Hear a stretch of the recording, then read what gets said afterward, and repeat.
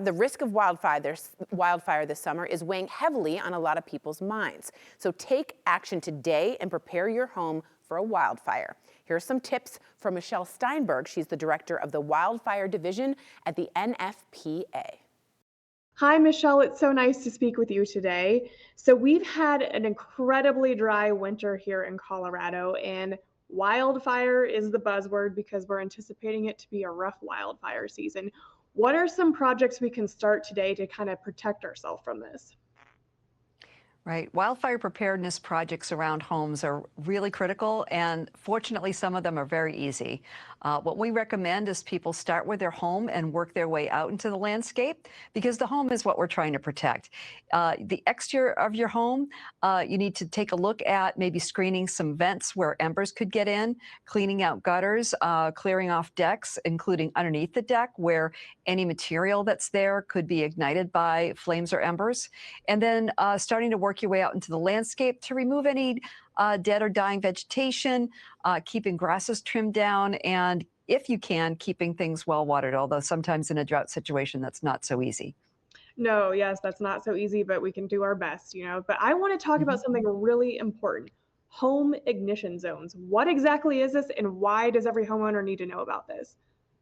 Right. So the home ignition zone, that term was coined by scientists looking into how homes ignite during wildfires and realizing that wildfires don't just sweep in and take everything out in their path. They have to follow a series of fuel. And if we remove the fuel for the fire, that's the one thing that we can control right around our home. So if we consider that our home is potential fuel for a fire, making sure that nothing on it or around it could ignite is the critical piece. So that's why I say cleaning the gutters, starting with your roof, working your way down, making sure you've got the window screens are in good shape, and then working out into the landscape. The home ignition zone is that house and everything around it within just about 100 feet. And if that includes your neighbor's property, that's when we ask you to start working with your neighbor on shared projects that will help reduce the risk for both of you. That makes sense. And I liked that checklist. That makes it so easy. But you mentioned 100 feet, but I want to zone in a little bit here and talk about the 5 feet hmm around your home. Why should this be a main Right. focus?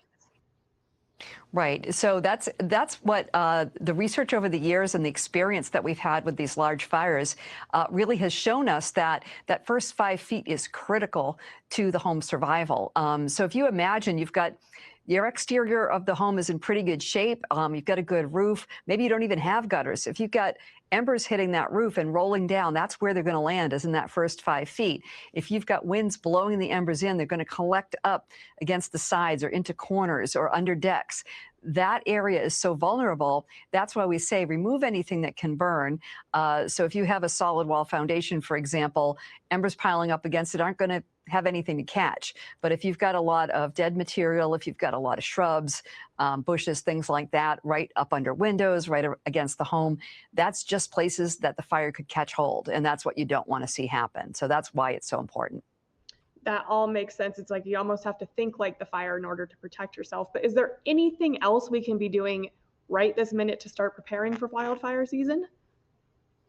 I think that, thinking about what if something is going to happen tomorrow, right? What do I need to have in place?